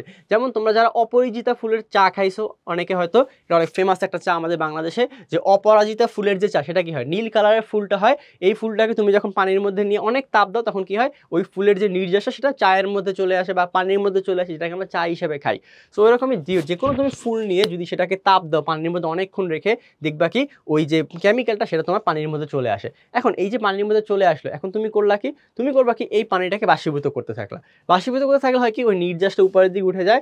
দেন উপরে তুমি করলা কি, একটা কুলিং সিস্টেম রাখলা। কুলিং সিস্টেম রাখার ফলে কি হলো, এই যে নির্যাস যেটাকে তুমি বাষ্পীভূত করলা, সেটা আবার কালেক্ট হয়ে তোমার পানি হয়ে যায়, মানে লিকুইড হয়ে যায়। এভাবে আমরা মূলত পাতনটাকে কন্ডাক্ট করে থাকি। সো দিস ইজ হাউ পাতন ওয়ার্কস। এই পাতনের ডিফারেন্ট মেথড আছে, এই যে পানির পাতনের ডিফারেন্ট মেথড আছে, সেটা ডিপেন্ড করে আমাদের এই বাষ্পীভবনের উপরে। বাষ্পীভবনের তাপমাত্রা কার তাপমাত্রা কত হয়, কারো ক্ষেত্রে মনে রাখবে, কারো ক্ষেত্রে 40 ডিগ্রি সেলসিয়াসের থেকে কম হয়, কারো ক্ষেত্রে 40 ডিগ্রি সেলসিয়াসের থেকে বেশি হয়, কারো ক্ষেত্রে তোমার আবার ডিরেক্টলি কি হয়, কারো ক্ষেত্রে আবার তোমার ডিরেক্টলি সলিড থেকে গ্যাস হয়ে যায়, লিকুইড স্টেট থাকে না, তাদের ক্ষেত্রে আবার অন্য ধরনের ঝামেলা হয়। এরকম ডিফারেন্ট টাইপের পাতন হয়। কারো ক্ষেত্রে প্রেশার ছাড়া কাজ করে না। সো এরকম ডিফারেন্ট কেসে আমরা ডিফারেন্ট পাতন ইউজ করে থাকি। সেটা তোমরা জানো যে নর্মাল পাতন, ঊর্ধ্ব পাতন, আংশিক পাতন। তো আমরা ওগুলোকে একটু দেখার ট্রাই করবো, ডিফারেন্ট পাতন কীভাবে ওয়ার্কআউট করে। সো ফার্স্ট অফ অল দেখো আমাদের পাতনের মূলনীতিটা কি সেটা একটু বলে নেই। পাতনের মূলনীতিটা কি, সাধারণ পাতন প্রক্রিয়ায় তরল মিশ্রণে তাপ প্রয়োগ করে স্বাভাবিক বায়ুচাপে মিশ্রণের উপাদানগুলোকে স্ফুটনাঙ্কে বাষ্পীভূত করা হয়। খেয়াল করছো এখানে কি বলা হয়েছে, স্বাভাবিক চাপ। স্বাভাবিক চাপ কথাটার মানে কি, স্বাভাবিক বায়ুচাপ কথাটার মানে হচ্ছে তোমার এখানে 1 অ্যাটমসফিয়ার তুমি চাপ দিবা, তুমি এখানে 1 অ্যাটমসফিয়ার চাপ দিবা, মানে 101,325 প্যাসকেল, 101,325 প্যাসকেল চাপ দিবা তুমি। এই চাপে তুমি এই কাজটা করবা। আর নিম্নচাপ পাতনে তার চাপটা একটু তারতম্য হয়, ওগুলো আমরা পরে আসতে আসি। সো দেখো ফার্স্টে আমরা কি করব, ফার্স্টে আমরা এটাকে স্ফুটনাঙ্কে নিয়ে যাব, স্ফুটনাঙ্কে নিয়ে বাষ্পীভবন করব। তো যখনই বাষ্পীভবন করলাম তখন ওটা কি হয়ে গেল, আমার গ্যাসিয়াস হয়ে গেল। দেন পরবর্তীতে কি করব, পরবর্তীতে ওই বাষ্পকে আবার ঘনীভবন করব। ঘনীভবন প্রক্রিয়া ওই বাষ্পটাকে আবার কালেক্ট করে আমরা রাখবো। সো এর ফলে আমরা বলতে পারি, তাহলে আমরা কি বলতে পারি দেখো, তাহলে আমরা বলতে পারি আমাদের যে পাতন প্রসেসটা আসলে কি, পাতন প্রসেসটা আসলে হচ্ছে বাষ্পীভবন প্লাস ঘনীভবন এর একটা কম্বিনেশন, আর কিছুই না। দেখো সকল সরল পাতল প্রক্রিয়ায় অনুযায়ী কঠিন এবং তরল পদার্থ থেকে উদ্বায়ী তরলকে স্ফুটনাঙ্কের ভিত্তিতে আলাদা করা যায়। এখন দেখো পাতনের মেকানিজমটা আমরা একটু দেখে নিই। তাহলে পাতনের মেকানিজমটা কি, এই দেখো এরকম একটা সিস্টেমে স্ট্রাকচারটা দেওয়া হয়। এখানে কি হয়, সব কম্পোনেন্টসগুলোকে আলোচনা করি। দেখো এটা হচ্ছে একটা স্ট্যান্ড, এই স্ট্যান্ডে তোমার গোলতলি ফ্লাস্ক রাখা হয়। এটা হচ্ছে একটা গোলতলি ফ্লাস্ক, যারা আমরা প্রথম অধ্যায় সম্বন্ধে একটা আইডিয়া আছে, ল্যাবরেটরি নিরাপদ ব্যবহার, সেখানে আমরা কম্পোনেন্টসগুলোকে নিয়ে আলোচনা করছি হয়তো। তো দেখো গোলতলি ফ্লাস্কের তলাটা গোল, তলা গোল হওয়ার সুবিধা কি, তাপটা চারিদিকে ভালোভাবে ছড়িয়ে পড়ে। সো গোলতলি ফ্লাস্কটাকে তুমি স্ট্যান্ডে আটকায় রাখলা, থার্মোমিটার দিলা, তাপমাত্রা বেশি বেড়ে যায় না যেন, এটা মানে মেজার করার জন্য। এরপর তুমি কি করো, তাপ দিলা। যখনই তুমি তাপ দিলা, তাপ দেওয়ার ফলে কি হলো, তোমার এখানে বাষ্পীভূত হওয়া শুরু করলো। বাষ্পটা তুমি দেখো এই লিবিক শীতকের মধ্যে দিয়ে ট্রান্সফার করতেছো। লিবিক শীতকের কাজটা কি, লিবিক শীতকের কাজ হচ্ছে তোমার এখানে ওয়াটার ফ্লো হয়, ওয়াটার ফ্লো হওয়ার ফলে ঠান্ডা পানি মানে ঠান্ডা পানির ফ্লো দাও। তুমি যখন ঠান্ডা পানির ফ্লো দাও দেখো এখানে তোমার এই যে লিবিক শীতক, এই যে শীতকের যে চেম্বারটা দেখো, ওর যে জ্যাকেট, এটাকে বলা হয় লিবিক শীতকের জ্যাকেট। এই যে জ্যাকেটটা মনে করো, এই জ্যাকেটটার মধ্য থেকে নলটা যায়, নলটা কি হয় জ্যাকেটের মধ্যে, মনে করো এই হচ্ছে আমাদের এই জ্যাকেটটা, জ্যাকেটের মধ্যে থেকে এই আমাদের যে জায়গাটা আছে, এই জায়গা থেকে আমাদের পানিটা যায় এবং উপরে তুমি জ্যাকেটটাকে ঠান্ডা পানি দ্বারা প্রবাহিত করতেছো। তাহলে কি হয়, ভিতরের টেম্পারেচারটা কি, ভিতরের টেম্পারেচার ঠান্ডা টেম্পারেচার থাকে, একটা ঠান্ডা টেম্পারেচার থাকার ফলে যখনই বাষ্পটা এই লিবিক শীতকের মধ্যে থেকে যায় সেটা তোমার ঘনীভূত হয়ে যায়। ঘনীভূত হয়ে এখানে দেখো এই যে এই কনিক্যাল ফ্লাস্কের মধ্যে তোমার এখানে ফোটায় ফোটায় জমা হতে থাকে আমাদের। সো এভাবে আমাদের ফুল পাতনটা মেকানিজমটা ওয়ার্কআউট করে। সামনে আগে একটু তাহলে পাতনের প্রয়োগটা কোথায় করা হয়, আমাদের পাতনের প্রয়োগটা করা হয় নর্মালি যদি আমাদের কোনো ভেজাল উপাদান থাকে কোনো ইসে, নর্মালি দেখো অবিশুদ্ধ বেনজিন, অবিশুদ্ধ বেনজিনকে ভেজাল উপাদান থেকে পাতন প্রক্রিয়া বিশুদ্ধ বেনজিন তৈরি করা হয়। সো বিশুদ্ধ বেনজিন তৈরি করার ক্ষেত্রে মানে অবিশুদ্ধ বেনজিন থেকে বিশুদ্ধ বেনজিন তৈরি করার ক্ষেত্রে আমরা পাতন ইউজ করি। এরপর কি অবিশুদ্ধ অ্যানিলিন, অবিশুদ্ধ অ্যানিলিন, নাইট্রোবেনজিন এবং উচ্চ স্ফুটনাঙ্ক বিশিষ্ট তরলকে আলাদা করার জন্য। সো দেখো এখানে একটু ওদের টেম্পারেচারটা দেখো, এটা হচ্ছে 184 আর এটা হচ্ছে 211, মানে টেম্পারেচার ডিফারেন্স কিন্তু ভালোই আছে। যখন টেম্পারেচার ডিফারেন্সটা বেশি হয় তখনই আমরা পাতনটাকে ইউজ করে থাকি। আচ্ছা, সেকেন্ডটা হচ্ছে পাতন তো পড়লাম, এখন আমাদের ঝামেলা হবে যে আংশিক পাতনে। ধরো তোমাকে আমি একটা সিচুয়েশন দিলাম যে তোমার কাছে দুইটা উপাদান আছে যাদের ক্ষেত্রে পাতনের, মনে রাখবা পাতনের থেকে কিন্তু আমরা একটা জিনিস বলছিলাম যে পাতন শুধুমাত্র তাপমাত্রার স্ফুটনাঙ্কের পার্থক্য বেশি হলে কাজ করে। মনে রাখবা যে পাতন কখন ওয়ার্কআউট করে, তোমার তাপমাত্রার পার্থক্য, তাপমাত্রার অথবা স্ফুটনাঙ্কের, তাপমাত্রা বলাটা অতটা পারফেক্ট না, এর থেকে বলো স্ফুটনাঙ্কের। স্ফুটনাঙ্কের আমাদের যে পার্থক্য, তাপমাত্রা বা স্ফুটনাঙ্কের পার্থক্য 40 ডিগ্রি সেলসিয়াসের যদি বেশি হয়, বরাবর স্ফুটনাঙ্কের পার্থক্য 40 ডিগ্রি সেলসিয়াসের বেশি হলে পাতন সম্ভব। বাট 40 ডিগ্রি সেলসিয়াস যদি কম হয় তাহলে কিন্তু তোমার পাতন করাটা সম্ভব হয় না। এই জিনিসটা মনে রাখবে, এটা হচ্ছে খুবই খুবই খুবই ইম্পর্টেন্ট একটা পয়েন্ট যে তোমার যদি 40 ডিগ্রি সেলসিয়াসের বেশি হয় তখন তোমার পাতন করা পসিবল, বাট 40 ডিগ্রি সেলসিয়াসের কম যদি কখনো তাপমাত্রা হয়ে যায় সেই ক্ষেত্রে তুমি যতই ট্রাই করো না কারণ পাতন করতে পারবে না। কারণ কি, তখন একটা সমস্ফুট মিশ্রণে চলে আসে এরা, ওকে, যেটা আমরা বলেছিলাম যখন সমস্ফুট মিশ্রণে চলে আসে তখন পাতন করাটা পসিবল হয় না। সো এমন যদি হয় তোমার যে পার্থক্য অনেক কম, স্ফুটনাঙ্কের পার্থক্য অনেক কম, এই যে দেখো এখানে লেখা আছে স্ফুটনাঙ্কের পার্থক্য যদি 40 ডিগ্রি সেলসিয়াসে কম হয় তখন আমরা এদেরকে কীভাবে পৃথক করব, তখন আমরা যে কাজটা করি পাতনের ফুল মেকানিজমটা ঠিক রাখি, জাস্ট একটা নিউ জিনিস অ্যাড করি, সেটাকে বলা হয় অংশ কলাম। এই জায়গাটা খেয়াল করবো, এটাকে খুবই খুবই ইম্পর্টেন্ট, আমরা তখন অংশ কলাম ইউজ করি। এই যে ফুল মেকানিজমটা দেখো, মেকানিজমটা আগের মতোই সব, এই যে গোলতলি ফ্লাস্ক, গোলতলি ফ্লাস্কের নিচে বার্নার আছে, উপরে তুমি কি করো থার্মোমিটার দিলা, এই তোমার লিবিক শীতক, পানি দিচ্ছ ঠান্ডা পানি, বেরোচ্ছে গরম পানি, এখানে ফোটায় ফোটায় তোমার পদার্থটা জমা হচ্ছে, এভরিথিং ইজ সেম। ডিফারেন্সটা কোথায়, ডিফারেন্স আছে এই জায়গাটা দেখো, এই যে তোমার এই জিনিসটা এটাকে বলা অংশ কলাম। অংশ কলামের কাজটা কি জানো, অংশ কলামের মধ্যে একটা মেকানিজম থাকে, এখানে তোমার ডিফারেন্ট টাইপের কেমিক্যালস অ্যান্ড ডিফারেন্ট টাইপের তোমার উপাদান দেওয়া থাকে। অংশ কলামটাকে তোমরা রিয়েলাইজ করতে পারো কিছুটা আমাদের যে বাসা বাড়িতে যে ফিল্টার থাকে না, ফিল্টারের যে মেইন যে মেকানিজমটা, ওই মেকানিজমের মতনই একটা মেকানিজম থাকে, different different chemicals and different different পদার্থ দেওয়া থাকে। এর ফলে কি হয়, different different chemicals and different different পদার্থ দেওয়ার ফলে তোমার ওই যে তোমার যখনই পানিটা তোমার এই যে বাষ্পটা হবে, বাষ্পটা যখন এর মধ্যে থেকে যাতায়াত করবে, কারণ তুমি দেখো তোমার অলরেডি স্ফুটনাঙ্কের পার্থক্য অনেক কম, 40 ডিগ্রি সেলসিয়াসের কম পার্থক্য হওয়ার ফলে তুমি যখনই তাপ দিবা দুইজন একই সাথে বাষ্পীভূত হবে। বাট অংশ কলাম থেকে যাওয়ার সময় ওরা কেউ কেউ অংশ কলামে আটকা পড়ে যাবে আর কেউ চলে যাবে। তো যে চলে যাবে সে লিবিক শীতকের মাধ্যমে ঘনীভূত হয়ে যাবে। সো এই হচ্ছে আমাদের মেইন মেকানিজমটা, যে যদি আমার তাপমাত্রা পার্থক্য কম হয় তখন আমরা কি করি, অংশ কলাম ইউজ করি অ্যান্ড আংশিক পাতন করে থাকি। এতটুকু জানে আমাদের জন্য এনাফ এখানে।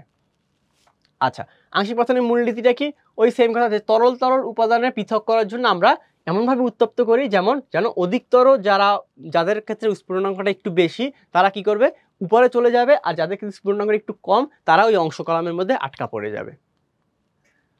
আচ্ছা, এখন দেখো আংশিক কলামের প্রধান বিবেচ্য বিষয় কি এগুলো আমরা আলোচনা করে নেই। সাধারণত তরল মিশ্রণের ক্ষেত্রে উত্তাপে সৃষ্ট বাষ্পে উপাদানের সংযুক্তি মূলত তরল তরল মিশ্রণের সংযুক্তি অপেক্ষা ভিন্ন হতে পারে। মানে এখানে কি বলছে দেখো, সাধারণ তরল তরল মিশ্রণ হতে উত্তাপে সৃষ্ট বাষ্প, মানে দেখো তুমি যে বাষ্পটা সৃষ্টি করবা, নর্মালি মনে করো তোমার কাছে কি করবা, মনে করো তোমার কাছে এক্স আর ওয়াই আছে, এক্স আর ওয়াই এর একটা যৌগ আছে। তো মনে করো এক্স আছে 60% আর ওয়াই আছে 40%। এটা হচ্ছে আমাদের যে তরলটা, এটা হচ্ছে কি দেখো, এটা হচ্ছে আমাদের যে লিকুইডটা, এটা হচ্ছে ওই লিকুইডটার, ওকে। লিকুইডটাই মনে করো এরকম একটা কেস আছে যে তোমার 60% 40% এরকম একটা কম্বিনেশন আছে। বাট তুমি করলা কি, যখনই এটাকে গ্যাস করলে, এটাকে যখনই তুমি বাষ্পীভূত করলা, তুমি যখনই এই লিকুইডটা থেকে গ্যাস ক্রিয়েট করলা, তুমি দেখলা কি এক্স তোমার 50% হয়ে গেল, আবার তোমার ওয়াইও তোমার 50% হয়ে গেল। সো এইটাই হচ্ছে যে দেখো, যে তুমি যখন এটাকে বাষ্প থেকে গ্যাস করবা, মানে এটাই হচ্ছে যে আংশিক পাতন করার সময় অলওয়েজ তোমার সংযুক্তি কিন্তু সেম থাকবে না। মানে তুমি একটা এক্স ওয়াই এর মিক্সচার যেটা থেকে তুমি আলাদা করবা, সেখানে তুমি দেখো 60-40 কম্বিনেশনে আছে, এমনও হতে পারে তুমি যখন বাষ্পীভূত করবা 10% ওয়েস্ট হয়ে গেল, 50-50 হয়ে আসতে পারে, বা এরকম আলাদা আলাদা চলে আসতে পারে। সো এটাই হচ্ছে ঝামেলাটা, যে সংযুক্তি পরিবর্তন হয়ে যেতে পারে। এটা ফার্স্ট পয়েন্টটা তাহলে আমরা আই গেস বুঝতে পেরেছি। সেকেন্ড পয়েন্টে আসো, যে সাধারণত বাষ্পে অধিকতর উত্তায়ী পদার্থের পরিমাণ বেশি থাকে, যেহেতু এদের একটা সমস্ফুট মিশ্রণে ভাসতেছে। দেখো অংশ এই যে আংশিক পাতনটা কখন আমরা ইউজ করি, যখন নর্মালি আমাদের সমস্ফুট মিশ্রণটা থাকে। আর সমস্ফুট মিশ্রণে যখনই হয় তখন কি হয়, এদের স্ফুটনাঙ্কটা অনেক কাছাকাছি থাকে। স্ফুটনাঙ্কটা অনেক কাছাকাছি থাকার ফলে এরা খুবই ইজিলি বাষ্পীভূত হয়ে যায়। সো আমাদের যে কেমিক্যালটা সেখানে বাষ্পের পরিমাণটা নর্মালের থেকে অনেক বেশি থাকে। এরপরে দেখো, তরল তরল মিশ্রণ হতে প্রাপ্ত বাষ্পকে শীতলীকরণ করলে যে পাতিত তরল পাওয়া যায়, সেখানে উপাদানের সংযুক্ত উদ্বায়ী উপাদান বেশি থাকে। মানে তুমি যে এই যে দেখো, তুমি যে এখানে এই যে কালেক্ট করবা, এই যে তুমি তরলটায় কালেক্ট করবা, এই যে উদ্বায়ী তরলটায় কালেক্ট করলা, এই তরলের মধ্যে তুমি দেখবা ভোলাটাইল পদার্থ বা উদ্বায়ী পদার্থটা একটু বেশি থাকে। এরপর দেখো, পাতিত তরলকে পুনরায় আবার তুমি চাইলে আরও পিউরিফাই করতে পারো, সেটা কি পুনরায় একইভাবে তুমি বাষ্পীভবন আর ঘনীভবন করতে পারো। এর ফলে হবে কি পিউরিফিকেশনটা একটু ভালো হবে। এরপর দেখো, বারবার পাতন প্রক্রিয়া করলে একসময় মিশ্রণ থেকে অধিক মানে উদ্বায়ী পদার্থ যেটা সেটা চলে যায় এবং নিচে আমাদের একদম র পদার্থটা পড়ে থাকে। সো এই যে তিনটা স্টেপ, এই তিনটা স্টেপের মূল কথাটা কি জানো, এই তিনটা স্টেপের মূল কথাটা হচ্ছে 100% পিউরিফিকেশন। মূল কথাটা হচ্ছে 100% পিউরিফিকেশন।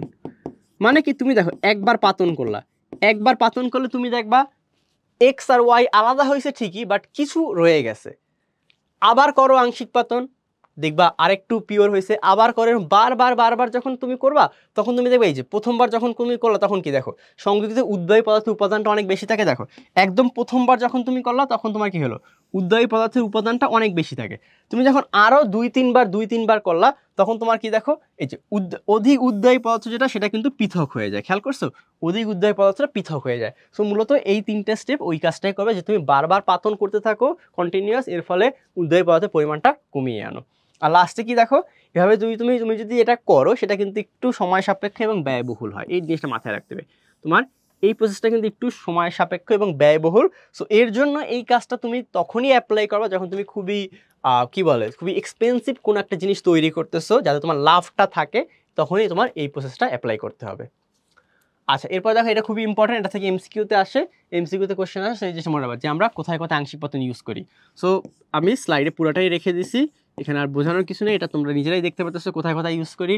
পেট্রোলিয়াম বিশোধন, আলকাতরার পাতন, লঘু তেল থেকে অ্যারোমেটিক হাইড্রোকার্বন, রেকটিফায়ার স্পিড, বায়ুর বিভিন্ন উপাদান, কাঠের অন্তর্ধূম প্রক্রিয়ার মাধ্যমে পাইরোলিগনাস অ্যাসিড উৎপন্ন করে। এটা খুবই ইম্পর্টেন্ট, যে কাঠ থেকে আমরা পাইরোলিগনাস অ্যাসিড উৎপন্ন করি, সেখানে আমরা আংশিক পাতনটা ইউজ করি। এটা ভেরি ইম্পর্টেন্ট, এটা মনে রাখার ট্রাই করবো একটু। ওকে, বাকিগুলো মনে রাখবা, বাট এটা একটু বেশি মনে রাখার ট্রাই করবা, যে পাইরোলিগনাস অ্যাসিড থেকে মিথানল, ইথানল বা প্রোপানল তৈরি করার যে প্রসেসটা, সেখানে আমরা আংশিক পাতন ইউজ করি। আচ্ছা, এরপর আছে বাষ্পপাতন। এই যে একটু আগে আমি অনেক কথাবার্তা বলছি যে বাষ্প। তো এখন দেখো, তোমার একটু চিত্রটার দিকে আগে তাকাই আসো, কথাবার্তা পড়ার আগে আমরা বাষ্পপাতনের স্ট্রাকচারের দিকে তাকাই। বলো তো ডিফারেন্সটা কি মনে হচ্ছে তোমাদের এখানে? বলবো ভ্যাস সব কিছুই সেম আছে, এই পার্টটা পুরোটাই সেম, জাস্ট হয়েছে কি আপনি এখানে জাস্ট একটা এক্সট্রা বার্নার অ্যাড করছেন। তাহলে ভাই এখানে কাহিনীটা হইলো কি, এক্সট্রা বার্নারটা অ্যাড করার কাহিনীটা কি, এটা আমরা বুঝতে হবে এখানে। তো বাষ্পপাতনটা দেখো, যে সকল জৈব পদার্থ পানিতে অদ্রবণীয়, মনে রাখবা এই ক্ষেত্রে আরেকটা জিনিস যে পানিতে অদ্রবণীয় যারা এবং ফুটন্ত পানিতে বিয়োজিত হয় না তাদের ক্ষেত্রে মূলত এটা করা হয়। যারা পানিতে অদ্রবণীয় এবং ফুটন্ত পানিতে বিয়োজিত না হয়ে স্টিম প্রবাহে অংশগ্রহণ করতে পারে, শুধুমাত্র তাদের ক্ষেত্রে আমরা বাষ্পপাতনটা ইউজ করি। ওকে, আর বাষ্পপাতন করার ক্ষেত্রে খুবই একটা ইজি জিনিস আছে যে তুমি জানো তুমি এখানে স্টিমের মাধ্যমে পাতন করতেছো। এখানে স্টিমটা কি বলো? Steam is nothing but water. আমি যদি তোমাকে বলি যে স্টিমটা আসলে কি, স্টিমটা তো ঘুরে ফিরে এক জিনিসই। স্টিম বলো আর যাই বলো, ঘুরে ফিরে তো পানি। আর পানির স্ফুটনাঙ্ক কত বলো তো? পানির আমাদের যে বয়েলিং পয়েন্ট, আমি যদি পানির বয়েলিং পয়েন্টের কথাটা বলি, পানির বয়েলিং পয়েন্ট কত? সেটা হচ্ছে আমাদের 100 ডিগ্রি সেলসিয়াস। তাহলে 100 ডিগ্রি সেলসিয়াসে কিন্তু একটা জিনিসকে নিয়ে যাওয়াটা খুবই ইজি। তুমি জানো যে এখানে 100 ডিগ্রি সেলসিয়াসের একটা হিসাবে, তাহলে 100 ডিগ্রি সেলসিয়াস তুমি যাকে নিবা তার প্রেশারটাকে মেনটেন করতে হবে তোমার এখানে। সো ওই জিনিসটাই যে তোমার যদি এমন হয় যে কোনো পদার্থ পানিতে দ্রবীভূত না হয় এবং পানি থেকে কি ইজিলি পৃথক করা যায়, তখন তুমি ইজিলি স্টিম প্রবাহের মধ্যেও কি নিয়ে যাও। ওই জিনিসটাই করা আছে। দেখো ফার্স্টে তুমি ওকে তাপ দিছো, তাপ দেওয়ার ফলে তোমার যে একটা পদার্থ, যে পদার্থটাকে তুমি আলাদা করবা তাকে তুমি এখানে পানির মধ্যে নিয়ে আসলে, এবং এখান থেকে স্টিমটা তুমি যখন তুমি দিবা তখন ও স্টিমের সাথে এখানে আলাদা হয়ে চলে আসবে। অ্যান্ড দেখো এখানে তুমি যখন লিবিক শীতকের মধ্যে দিয়ে ওকে তুমি ঘনীভবন করবা তখন তুমি কি পাবা? পানি এবং ওই কেমিক্যালটাকে একসাথে পাবা। এখন যেহেতু তোমার এই পদার্থটা পানিতে অদ্রবণীয়, তাহলে কিন্তু ওর পানির সাথে মিক্স হয়ে যাওয়ার কোনো চান্সই নাই, ওকে তুমি আলাদাভাবে এখান থেকে বের করতেই পারবা। এখানে তোমার সবথেকে মেইন যেটা লাগবে যে বাষ্পপাতন করার ক্ষেত্রে এই সূত্রটা মনে রাখা লাগবে যে নির্দিষ্ট তাপমাত্রায় উদ্বায়ী যৌগ এর বাষ্পীয় চাপ যদি এ হয়, তো তোমার যে যৌগটাকে উদ্বায়ী করবা তার বাষ্পীয় চাপ যদি PA হয় এবং জলীয় বাষ্পের চাপ যদি হয় PH2O, তাহলে বায়ুর চাপটা কত হবে? সেই বায়ুর চাপটা তোমার মেনটেন করতে হবে। ওকে, এটা বায়ু চাপের সমান হয়, মানে 1 অ্যাটমসফিয়ার বায়ু চাপের সমান হয়। তো তোমার সবথেকে ইম্পর্টেন্ট হচ্ছে এই পার্টটাকে মনে রাখা যে তোমার বায়ুর চাপটা কি হবে? তোমার যে এ গ্যাসটা, মানে তোমার কাঙ্ক্ষিত যে তুমি যাকে তুমি পাতন করবা তার চাপ প্লাস হচ্ছে পানির চাপ। তো বাষ্পপাতন কোথায় কোথায় ইউজ করা সেটার একটা উদাহরণ আছে যে সুগন্ধি থেকে নির্যাস তৈরিতে, লেমন গ্রাস থেকে সাইট্রাল নামক সুগন্ধি, প্রাকৃতিক উপাদানে নাইট্রোজেনের পরিমাণ, আর ইউক্যালিপটাস পাতা থেকে তৈল নিষ্কাশন। আচ্ছা, এরপর আসো ঊর্ধ্বপাতন। ঊর্ধ্বপাতন খুবই ইজি কথাবার্তা, যে তোমরা জানো যে ঊর্ধ্বপাতনটা কি। ঊর্ধ্বপাতিত পদার্থ কারা কারা? ঊর্ধ্বপাতিত পদার্থ হচ্ছে যে যাদেরকে তাপ প্রয়োগ করলে কঠিন থেকে সরাসরি গ্যাসে রূপান্তর হয়। যদি আমি একটু গ্রাফ এঁকে বোঝানোর ট্রাই করি এই জিনিসটাকে, আমরা আসলে একটু গ্রাফিক্যাল রিপ্রেজেন্টেশনে যাই। আচ্ছা, আমরা যদি একটু গ্রাফের দিকে যাই, এটাকে একটু বেশি বড় গ্রাফ হয়ে গেছে, আমরা একটু ছোট করে দিই। আমরা একটু গ্রাফিক্যাল রিপ্রেজেন্টেশনের দিকে যাব। সো নর্মালি কী হয় আমাদের, দেখো নর্মাল যে কোনো পদার্থের ক্ষেত্রে কী হয়, নর্মাল যে কোনো পদার্থের ক্ষেত্রে আমাদের তাপমাত্রাটা কীরকম পরিবর্তন হয়। সো নর্মাল যে কোনো পদার্থের ক্ষেত্রে আমাদের তাপমাত্রা পরিবর্তনটা এরকম হয় যে ভাইয়া ফার্স্টে আপনার তাপমাত্রাটা এভাবে উঠে, আচ্ছা একটু অন্য কালার নিয়ে নিই। তো ফার্স্টে কী হয়, তাপমাত্রাটা আপনার এভাবে ওঠে, এখান থেকে ওঠার পর ভাইয়া এটা কিছুটা এরকম সোজা যায়, তারপর কী হয়, আচ্ছা দাঁড়াও এটা হচ্ছে না, হাতেই আঁকি আমরা। সো ফার্স্টে কী হয়, দেখো তাপমাত্রাটা তোমার তাপ এরকম ওঠে কঠিন অবস্থা, দেন কিছু দূর এটা কঠিন তরল অবস্থা বিরাজমান থাকে, দেন তরল হয়, দেন তরল প্লাস বাষ্প হয়, দেন বাষ্প হয়। এরকম একটা গ্রাফ দেখা যায় আমাদের যে নর্মাল যে কোনো যৌগ, নর্মাল যৌগগুলোর ক্ষেত্রে কী হয়, আমাদের সলিড থেকে ফার্স্টে লিকুইড হয়, লিকুইড থেকে গ্যাসিয়াস হয়, এটা আমরা জানি। সো এই স্টেটটা মনে করি, এই স্টেটটা হচ্ছে আমাদের পুরোটা সলিড। এখানে কি হয়, তোমার সলিড প্লাস লিকুইড থাকে, এটা পুরোটা লিকুইড, এখানে লিকুইড প্লাস গ্যাস দুইটাই থাকে, আর এটা পুরোটা গ্যাস। এটা হচ্ছে নর্মাল একটা পদার্থের ক্ষেত্রে এই টাইপের গ্রাফটা দেখা যায় আমাদের, যদি তুমি টেম্পারেচার বনাম টাইম গ্রাফ আঁকো। বাট তোমার যখনই একটা ঊর্ধ্বপাতিত পদার্থ আসবে, ঊর্ধ্বপাতিত পদার্থের ক্ষেত্রে গ্রাফটা কীরকম হবে? ঊর্ধ্বপাতিত পদার্থের গ্রাফটা হয় এরকম যে ফার্স্টে সলিড প্লাস গ্যাস। ওদের ক্ষেত্রে কী হয়, সলিড প্লাস ডিরেক্ট গ্যাস চলে আসে, আর এখানে গ্যাস। সো এদের ক্ষেত্রে কী হয়, এদের ক্ষেত্রে তোমার সলিড থেকে ডিরেক্টলি গ্যাসে চলে যায়, এবং এরা হচ্ছে আমাদের ঊর্ধ্বপাতিত পদার্থ। যেসব পদার্থকে তুমি যদি তাপ দাও তাহলে কী হয়, সরাসরি কঠিন থেকে গ্যাসে রূপান্তরিত হয়, এবং তাপ হ্রাস করলে যারা গ্যাস থেকে সরাসরি কঠিনে রূপান্তর হয় এদেরকে ঊর্ধ্বপাতিত পদার্থ বলা হয়।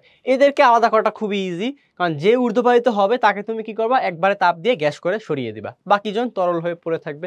সো এই হচ্ছে কনসেপ্ট। এভাবে আমরা কাকে কাকে আলাদা করতে পারি একটু সেটাও দেখে নিই। আমরা এভাবে আলাদা করতে পারি। আমাদের কিছু কম্পোনেন্টস আছে, সেটা হচ্ছে আমাদের নিশাদল, যেটাকে NH4Cl, এরপর আছে আমাদের কর্পূর, ন্যাপথালিন, এদেরকে আমরা মূলত এভাবে আলাদা করতে পারি। এরপর দেখো বেনজোইক অ্যাসিড, এটাও এভাবে আলাদা করা যায়। সো এই জিনিসগুলো আমাদের একটু মাথায় রাখতে হবে যে ঊর্ধ্বপাতন পদার্থটা আমরা কখন ইউজ করি। আচ্ছা, আরেকটা জিনিস, ঊর্ধ্বপাতিত পদার্থকে কি বলা হয়? উৎক্ষেপ বলে। ওকে, এটা একটু মনে রাখতে পারো চাইলে। আচ্ছা, নিম্নচাপ পাতন। নিম্নচাপ পাতনটা আসলে কিছুই না, বাষ্পপাতন যেটা সেটাই। বাষ্পপাতনের ক্ষেত্রে আমাদের মনে আছে কি ছিল? বাষ্পপাতনের ক্ষেত্রে আমাদের পি ছিল, P is equal two P of A plus P of H2O। তোমার জাস্ট এখানে মনে রাখতে হবে নিম্নচাপ পাতনের ক্ষেত্রে চাপটাকে একটু কমায়া, প্রেশার মানে চাপটাকে একটু কন্ট্রোল করার দরকার হয়। এটা নর্মালি আমরা যে পারফিউম ইন্ডাস্ট্রি যেটা আছে, পারফিউম ইন্ডাস্ট্রিতে আমরা এই নিম্নচাপ পাতনটাকে খুবই বেশি ইউজ করি। এটা হচ্ছে সাবলিমেশন আন্ডার রিডাকশন প্রেশার, এটা মনে রাখবো একটু। আচ্ছা, এখানেও সেম কথা, অনুপ্রাসপাসন। জাস্ট তোমার এখানে মনে রাখবা যে নিম্নচাপ পাতনগুলোর ক্ষেত্রে একটা জিনিস মনে রাখবা যে তোমার, আচ্ছা আমি একটা জিনিসই করছি মেবি, যে এটা নিম্নচাপ পাতন না, এটা হচ্ছে তোমার নিম্নচাপে ঊর্ধ্বপাতন। নিম্নচাপে ঊর্ধ্বপাতনটা কখন করা হয়? যখন তোমার ঊর্ধ্বপাতিত পদার্থের তাপমাত্রাটা একটু কম হয়, দুইটার কাছাকাছি হয়, তখন আমরা এটা করি। আর নিম্নচাপ পাতন হচ্ছে এটা, এই ক্ষেত্রে এটা যেটা আমি লিখতে চাইছিলাম যে পি ইজ ইকুয়াল টু তোমার P of A plus P of H2O।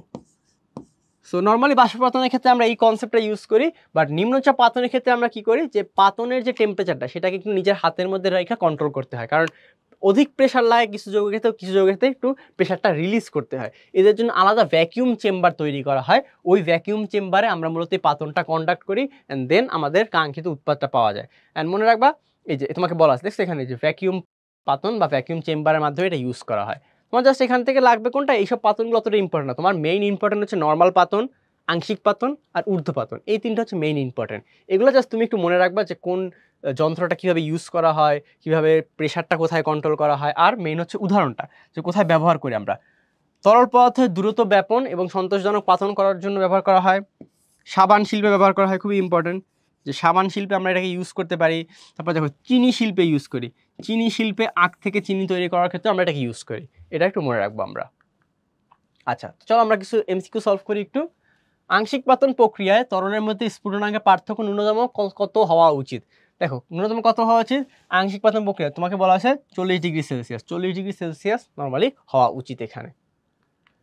আচ্ছা, বিশুদ্ধ খাবার লবণের ক্লাস নিম্নের কোনটি ব্যবহৃত হয়? আচ্ছা, বিশুদ্ধ খাবার লবণের ক্লাসে মনে রাখবা NH4Cl ব্যবহার করা হয়। তোমাদের আগে মনে আছে যে NH4Cl থেকে আমরা NaCl প্রডিউস করার ক্ষেত্রে এটা ব্যবহার করে থাকি। আচ্ছা, এই কোশ্চেনটা একটু দেখি। বলা আছে ABC তিনটা যৌগ, মানে তিনটা যৌগ, হ্যাঁ, এদের স্ফুটনাঙ্ক দেয়া আছে। বলা আছে AB মিশ্রণ থেকে AC মিশ্রণ সহজে পৃথক করা যায়। কীভাবে পৃথক করা যায়? দেখো, AB মিশ্রণ থেকে AC মিশ্রণ সহজে পৃথক করা যায় কীভাবে? A ও C এর স্ফুটনাঙ্ক, তোমার A আর B দিল, B A আর C দিল। ওকে, এখন দেখি A আর C এর স্ফুটনাঙ্কের পার্থক্য বেশি হয়। A আর C এর স্ফুটনাঙ্ক পার্থক্য বেশি, হ্যাঁ ঠিক আছে, স্ফুটনাঙ্কের পার্থক্য দুইটাই বেশি, কারণ একটা 110 আর একটা 150। ওকে, মানে সরি, একটা 90 আর একটা 120। সো ভালোই ডিফারেন্স আছে। বি স্ফুটনাঙ্কে আগে বিয়োজিত হবে। বি কি স্ফুটনাঙ্কে আগে বিয়োজিত হবে? হ্যাঁ, কারণ স্ফুটনাঙ্কে বিয়োজন তাপমাত্রা দেখো 90 ডিগ্রি সেলসিয়াস, সো ও আগে বিয়োজিত হবে, ঠিক আছে। এ এবং সি এর পৃথকীকরণে অন্তরীকরণ স্তম্ভ ব্যবহার করা হয়। অংশীকরণ স্তম্ভ বলতে আসলে কি বলা হয়েছে বুঝতে পারছো? এটা অংশীকরণ স্তম্ভ বলতে আমাদের বলা হয়েছে যেটা হচ্ছে সে অংশ কলাম ইউজ করতে চায়। এখন তোমরা চিন্তা করো একটু, তোমরা একটু চাইলে ভিডিওটা পজ করে চিন্তা করতে পারো যে এখানে আদৌ তোমাদের অংশ কলাম লাগবে কিনা এ আর সি এর মধ্যে। 90 আর 120 মানে 110 আর 140, হ্যাঁ লাগবে, অংশ কলাম দরকার হবে এখানে। তাহলে আমরা বলতে পারি এখানে 1 2 3 তিনটাই কারেক্ট, আমাদের তিনটাই কিন্তু আমাদের কারেক্ট এখানে। পরেরটা আসি, এ বি মিশ্রণ থেকে উপাদানগুলো পৃথক করার ক্ষেত্রে কোনটা ইউজ করবে? দেখো এ আর বি এর মিশ্রণ। সো এ আর বি এর মিশ্রণ থেকে দেখো তাপমাত্রার পার্থক্য দেখতে পাচ্ছ, সো অনেক কম। সো কোনটা? এক কথায় আংশিক পাতন, কারণ যেহেতু তাপমাত্রার পার্থক্য কম আছে এখানে। একটি দ্রাবকে তিনটি পদার্থের দ্রাব্যতা 12, 25, 32, কোন পদ্ধতিতে এদেরকে আলাদা করবা? সো দ্রাব্যতা পার্থক্য আছে, সো আংশিক ক্লাসন করবা। মনে রাখবা এটা আমাদের এই সিলেবাসে নাই, এটা আগে সিলেবাস ছিল যে যদি এরকম হয় দ্রাব্যতার পার্থক্য বেশি হয় তখন আমরা ক্লাসন প্রক্রিয়াকে আংশিক ক্লাসন হিসেবে ইউজ করতে থাকি। ফ্র্যাগমেন্টেড ফ্র্যাকশনাল ক্রিস্টালাইজেশন বলা হয় এটাকে। আচ্ছা, এখানে দেখো একটা সিকিউ আছে আমাদের, কিন্তু দেখো অনেক আগে আসছে, এটা হচ্ছে অনেক আগের সিকিউ, এখন এরকম সিকিউ আসতে দেখতে দেখা যায় না, আর শর্ট সিলেবাস হওয়ার কারণে তারও দেখা যায় না। তো 17 দিনাজপুর বোর্ড 17তে এটা কোশ্চেন আসছিল, সেটা কি এ পাত্রের দ্রব্যের পৃথক করার পদ্ধতি কি? এ পাত্রের দ্রবণটা কি দেখা? আচ্ছা, পাত্রটা দিয়ে দিই আমরা, এটা হচ্ছে আমাদের এ পাত্র আর এটা হচ্ছে আমাদের বি পাত্র। সো এই পাত্রে কি আছে দেখো blue vitriol. So blue vitriol আছে, ব্লু ভিট্রিয়ালের সংকেতটা কি আমরা দেখো, ব্লু ভিট্রিয়ালের সংকেতটা হচ্ছে আমাদের CuSO4 ইন্টু 5 অণু পানি। সো আমরা একটু আগে শিখে আসছি ওকে যে ব্লু ভিট্রিয়ালের সম্পর্কে তোমার এদেরকে কীভাবে তুমি আলাদা করতে পারবা, নিজেরা একটু চিন্তা করে চাইলে আমাদের এই ভিডিও কমেন্ট বক্সে অ্যান্সার দিয়ে দিতে পারো যে কীভাবে এই পাত্রটাকে ক্লিয়ার করতে পারবা। দেখেই বুঝতে পারতেছো যে 5 অণু পানি আছে। সো কী করবা, তাপ দেবা, তাপ দিলে 5 অণু পানিটা উড়ে চলে যাবে, দেন CuSO4 পড়ে থাকবে। সো বাষ্পীভবনটাকে এখানে ইউজ করবো। সো এক কথায় বলতে গেলে পাতনটাকে ইউজ করা যায় এখানে। ওকে, তো আজকের লেকচারটা এই পর্যন্তই। আজকের লেকচারে আমরা ট্রাই করছি যে গুণগত রসায়নের যে প্রায়োগিক দিকগুলোকে নিয়ে আলোচনা করার। এখানেও কিন্তু আমাদের দুইটা টপিক রয়ে গেছে, সেটা হচ্ছে কি দ্রাবক নিষ্কাশন অ্যান্ড ক্রোমাটোগ্রাফি। বিগত পরের দুইটা লেকচারে আমরা একটা লেকচারে দ্রাবক নিষ্কাশন নিয়ে আলোচনা করবো, অ্যান্ড নেক্সট লেকচারে আমরা ক্রোমাটোগ্রাফি নিয়ে আলোচনা করবো। ততক্ষণ মতো আল্লাহ হাফেজ সবাইকে।